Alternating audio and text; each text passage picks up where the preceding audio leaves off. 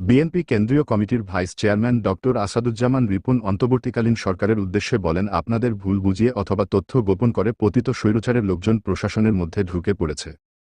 দেশের ভাবমূর্তি ক্ষতি হচ্ছে। 5ই আগস্টের চেতনা নষ্ট হয়ে যাচ্ছে। 5ই আগস্টের চেতনা বিকৃত হয়ে যাচ্ছে। 5ই আগস্ট হয়েছে স্বৈরাচারী সরকারকে হটানোর জন্য নয়, স্বৈরাচারী ব্যবস্থাকে কবর দেওয়ার জন্য।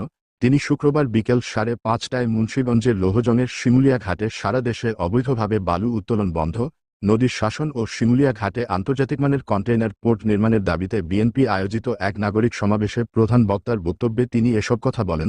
তিনি এ সময়ে আরও বলেন, অত্যন্ত দুঃখের সাথে আমরা লক্ষ্য করছি এই সরকারের ভিতরে পতিত স্বৈরাচার সরকারের এজেন্ডা পূর্ণবাসিত হয়ে যাচ্ছে।